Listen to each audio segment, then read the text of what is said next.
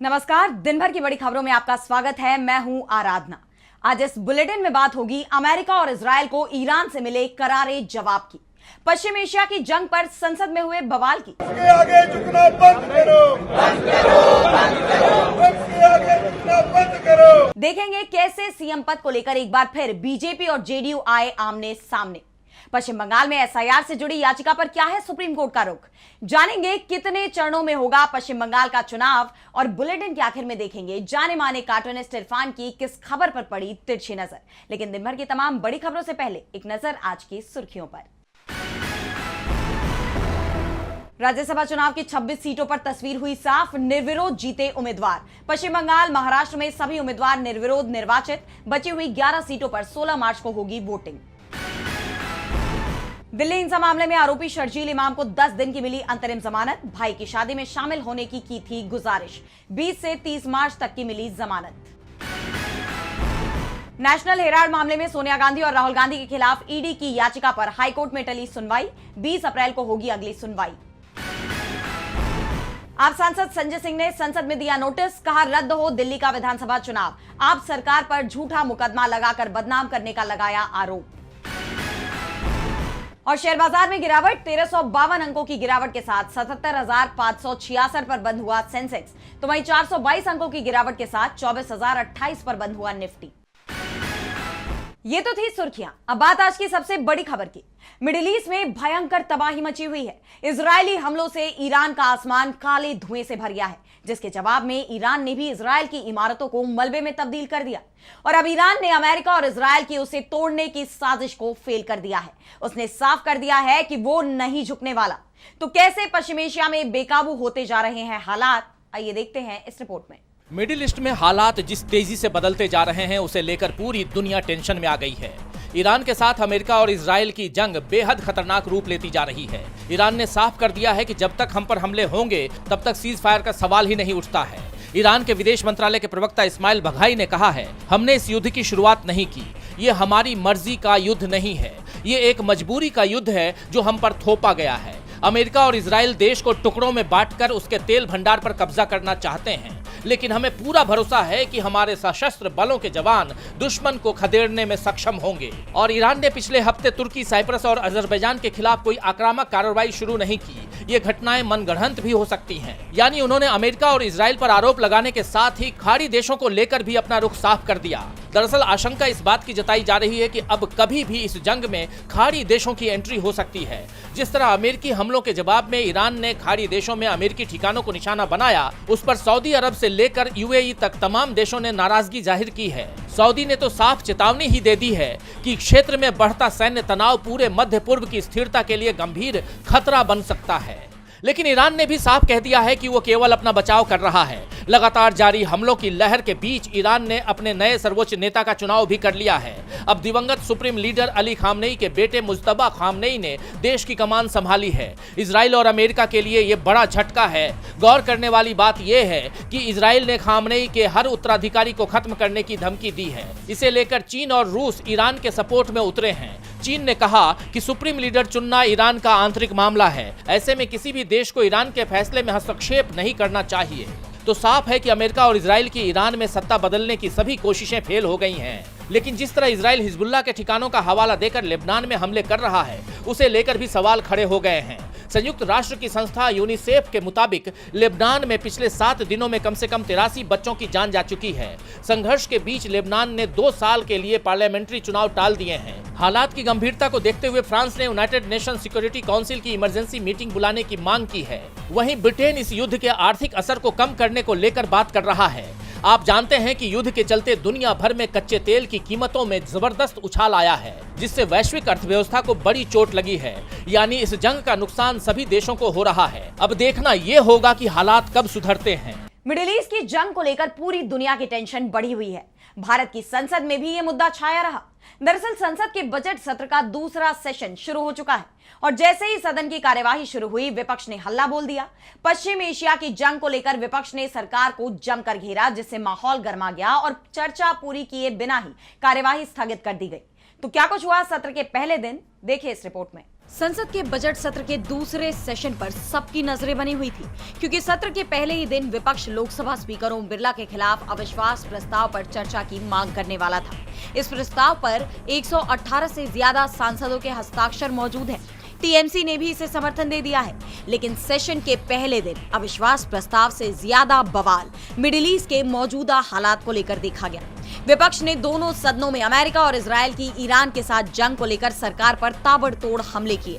संसद परिसर में विपक्ष ने एकजुट रूप से इस जंग, भारत पर पड़ते इसके असर और इसे लेकर मोदी सरकार की चुप्पी के खिलाफ प्रदर्शन किया। इसके आगे झुकना बंद करो, बंद करो, बंद करो। राज्यसभा में कांग्रेस अध्यक्ष मल्लिकार्जुन खड़गे ने पश्चिमी एशिया में तेजी से बदल रही जियोपॉलिटिकल सिचुएशन का मुद्दा उठाया और कहा, कॉन्फ्लिक्ट बढ़ने का सीधा असर हमारे देश में इकोनॉमिक स्टेबिलिटी पर भी पड़ेगा। उस क्षेत्र में करीब 1 करोड़ भारतीय काम करते हैं, जिनकी सुरक्षा और लाइवलीहुड वहां की स्थिरता पर निर्भर करता है। वहीं अखिलेश यादव ने चर्चा करने के लिए जो प्राथमिक मुद्दे हैं विपक्ष के, उनकी पूरी सूची ही पेश कर दी। इसमें युद्ध के संदर्भ में देश का पक्ष और राय, विदेश नीति के गिरवी रखने का मुद्दा, हमारी संप्रभुता और आत्मनिर्भरता का सवाल शामिल है। यानी विपक्ष ने मोदी सरकार को कटघरे में खड़ा कर दिया। हालांकि विपक्ष की मांग पर विदेश मंत्री एस जयशंकर ने पहले राज्यसभा में और फिर लोकसभा में गल्फ देशों से भारतीयों की वापसी और एनर्जी संकट को लेकर तैयारियों के बारे में बताया। उन्होंने कहा कि इस समय ईरान की लीडरशिप से कांटेक्ट मुश्किल है, लेकिन भारत शांति और बातचीत के पक्ष में है। हम पड़ोसी हैं और वेस्ट एशिया में स्थिरता बनाए रखना हमारी भी जिम्मेदारी है। वेस्ट एशिया से हमारे लोगों को वापस लाने की पूरी कोशिश की जा रही है। लेकिन उनके जवाब से विपक्ष संतुष्ट नजर नहीं आया। लोकसभा में विदेश मंत्री के संबोधन के दौरान विपक्ष ने वी वांट डिस्कशन के नारे लगाए, तो राज्यसभा से उन्होंने वॉकआउट ही कर दिया। कांग्रेस महासचिव के.सी. वेणुगोपाल ने साफ कहा कि सरकार को विपक्ष को भरोसे में लेना ही होगा। इस पूरी बहस के बीच बिरला के खिलाफ अविश्वास प्रस्ताव के मुद्दे पर चर्चा शुरू ही नहीं हो पाई। लेकिन सरकार ने यह जरूर कहा कि विपक्ष स्पीकर बिरला के खिलाफ नो कॉन्फिडेंस मोशन लाया है, हम इस पर चर्चा करने को तैयार हैं। खबर यह आ रही है कि 10 मार्च को इस प्रस्ताव पर चर्चा हो सकती है और चर्चा के बाद गृह मंत्री अमित शाह सदन में जवाब दे सकते हैं।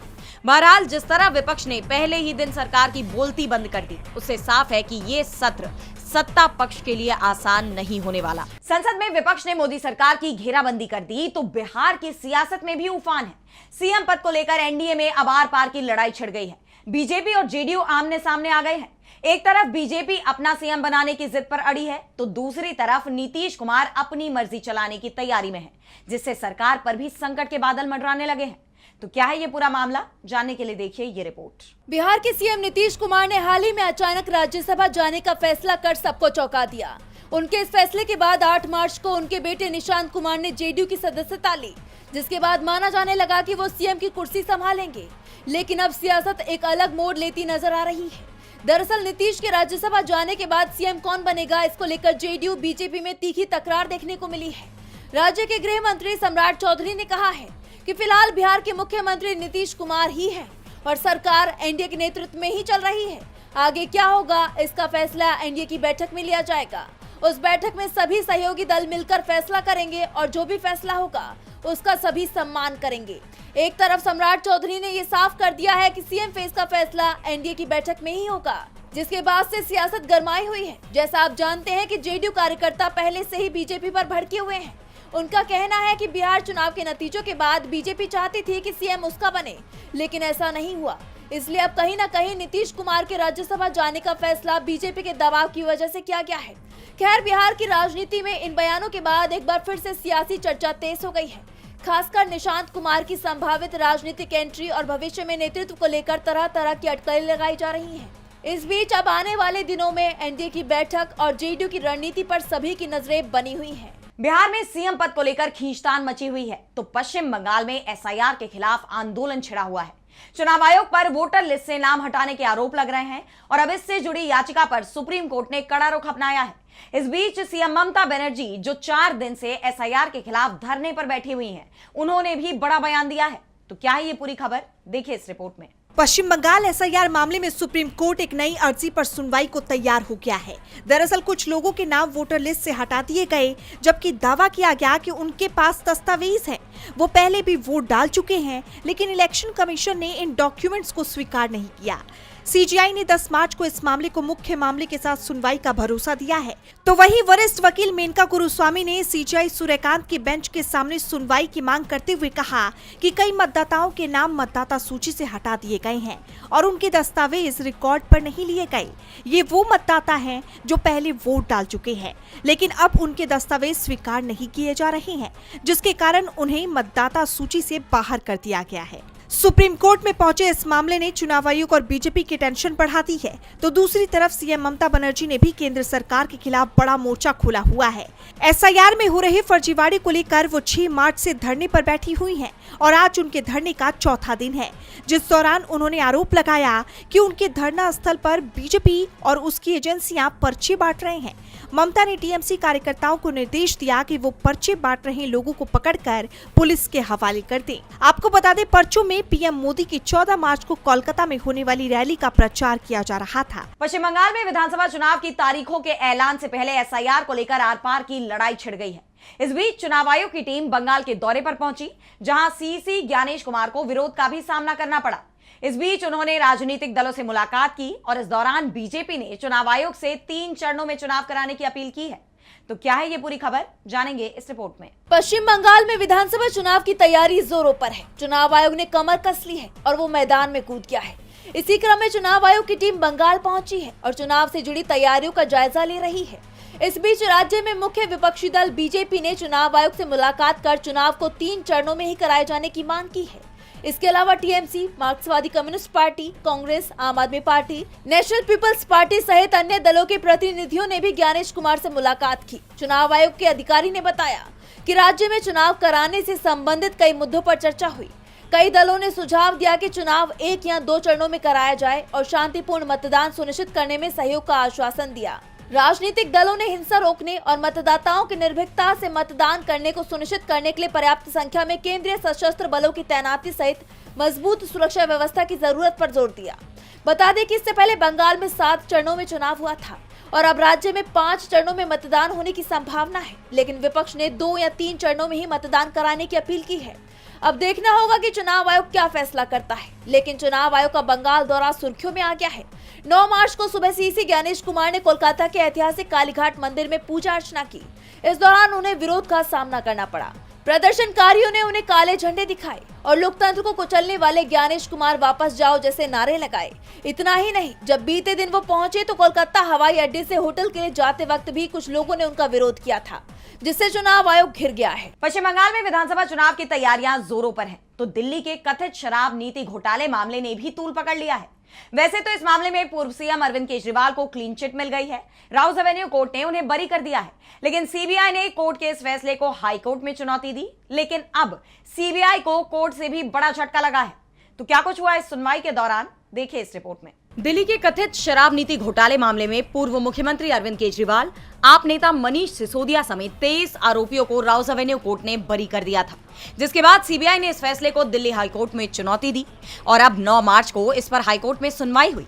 इस दौरान सीबीआई की तरफ से पेश हुए सॉलिसिटर जनरल तुषार मेहता ने अदालत में कहा कि ये याचिका निचली अदालत के उस फैसले के खिलाफ है जिसमें आरोपियों को आरोप मुक्त कर दिया गया था। उन्होंने दलील दी कि इस मामले की जांच वैज्ञानिक तरीके से की गई है। सॉलिसिटर जनरल ने कहा कि जांच के दौरान मिले सबूतों से पूरी साजिश को सामने पेश किया गया है। कुछ खास व्यापारियों को फायदा पहुंचाने के लिए जानबूझकर एक ऐसी नीति तैयार की गई जिसमें हेरफेर मुमकिन था। हमारे पास धारा 164 के तहत दर्ज ऐसे गवाहों के बयान हैं जो बताते हैं कि कैसे साजिश रची गई। लेकिन दिल्ली हाईकोर्ट ने इस मामले में आगे कोई भी सुनवाई करने से इनकार कर दिया। कोर्ट ने कहा कि ईडी से जुड़े मामले में आगे कोई सुनवाई तब तक नहीं होगी जब तक हाईकोर्ट में इस मामले की सुनवाई पूरी नहीं हो जाती। दिल्ली हाईकोर्ट ने निचली अदालत के डिस्चार्ज ऑर्डर पर भी रोक लगाने से इनकार कर दिया है। साथ ही इस मामले की अगली सुनवाई अब 16 मार्च के लिए तय कर दी गई है। वहीं अब अदालत के इस फैसले को सभी के लिए बड़े झटके के तौर पर देखा जा रहा है। आम आदमी पार्टी के नेता सौरभ भारद्वाज ने केंद्रीय जांच एजेंसी सीबीआई पर निशाना साधते हुए कहा कि बीजेपी के कहने पर ही यह फर्जी केस किया गया था। उन्होंने एक्स पर पोस्ट किया कि सीबीआई के अफसरों में काफी विद्रोह था। साहिब के कहने पर सब फर्जीवाड़ा किया और अब नौकरी पर बात आ गई, जेल भी जाना पड़ सकता है। इसलिए किसी तरह सीबीआई के अफसरों पर प्रशासनिक कार्यवाही पर रोक लगवाई है। बाकी ट्रायल कोर्ट के डिस्चार्ज वाला ऑर्डर वैसे का वैसा है। वहीं अब सबकी नजरें अगली सुनवाई पर टिकी हुई हैं। इस मामले को लेकर केंद्रीय जांच एजेंसी सीबीआई सवालों से घिर गई है, तो सवाल मोदी सरकार पर भी उठ रहे हैं। दिसंबर 2025 में संसद के शीतकालीन सत्र के दौरान केंद्र सरकार ने मनरेगा को खत्म कर वीबीजी रामजी कानून बनवाया और अब इसे लेकर सनसनीखेज खुलासा सामने आया है, जिससे सरकार की मंशा पर सवाल खड़े हो गए हैं। इसे लेकर विपक्ष ने भी मोदी सरकार को घेर लिया। तो क्या है ये पूरा मामला, देखिए इस रिपोर्ट में। संसद के शीतकालीन सत्र के आखिरी दिनों में केंद्र सरकार की तरफ से लाए गए वीबीजी रामजी बिल को दोनों सदनों में पास करा लिया गया और ये बिल उस वक्त पास हुआ जब इसे लेकर विपक्ष ने भारी विरोध दर्ज किया था। वहीं मीडिया रिपोर्ट्स में वीबीजी रामजी को लेकर सनसनीखेज खुलासा हुआ है। मीडिया रिपोर्ट्स के मुताबिक इस एक्ट को लेकर जो नियम बनाने थे वो बने ही नहीं है, यानी जिन नियम कायदे के हिसाब से कोई भी एक्ट बनाया जाता है, वीबीजी रामजी एक्ट में अभी वो बने ही नहीं है। वहीं अब ये खुलासा होने के बाद केंद्र सरकार घिर गई है। सवाल उठ रहे हैं कि जब ये बिल पूरी तरह से तैयार ही नहीं था तो इसे लागू कराने में इतनी जल्दबाजी क्यों की गई? आनन फानन में ये फैसला क्यों लिया गया? कांग्रेस सांसद जयराम रमेश ने इस खबर से जुड़ी अखबार की कटिंग को शेयर करते हुए एक्स पर पोस्ट किया कि दिसंबर 2025 में केवल 2 दिनों के भीतर मोदी सरकार ने लोकसभा और राज्यसभा के माध्यम से मनरेगा को निरस्त कर दिया। राज्यों से कोई परामर्श नहीं हुआ। संबंधित स्थायी समिति द्वारा कोई विधायी जांच नहीं की गई। कहा गया कि निरस्तीकरण और उसके स्थान पर विकसित भारत ग्रामीण रोजगार और आजीविका मिशन गारंटी अधिनियम लाने की अत्यधिक आवश्यकता इसलिए थी क्योंकि नया कानून 1 अप्रैल 2026 से लागू होना था। अब पता चला कि जो परामर्श पहले होने चाहिए थे वो अब हो रहे हैं। विवरण पर अभी भी काम चल रहा है। मोदी सरकार के शासन के तेज दृष्टिकोण का ये सटीक उदाहरण है। पहले घोषणा करो फिर सोचो। वहीं अब इस खुलासे के बाद केंद्र सरकार बुरी तरह से घिर गई है। देखना होगा कि सरकार की तरफ से विपक्ष के इन हमलों पर कोई प्रतिक्रिया आती है या नहीं। और बुलेटिन के आखिर में देखेंगे जाने माने कार्टूनिस्ट इरफान की किस खबर पर पड़ी तिरछी नजर।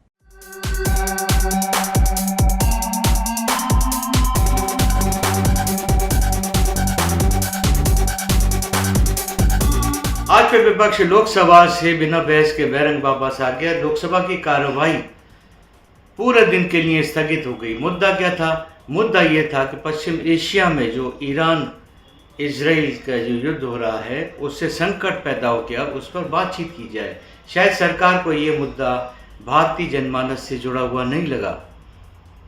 भारतीय जनमानस से जुड़ा हुआ क्या हो सकता है? T20 में जैसे भारत जीत गया, बहुत अच्छी बात है। और ईरान और इजराइल वगैरह ये तो मुद्दे अभी आए और चले जाएंगे, लेकिन क्रिकेट का इंतज़ाम हमने इतना अच्छा कर दिया है आपके लिए कि आप उस पर कभी भी बात कर सकते हैं। लोकसभा की कार्रवाई 5 साल क्या 10 साल भी चल जाएगी, क्योंकि क्रिकेट तो देश के अंदर रोज़ रोज़ ही अब होने लगा है।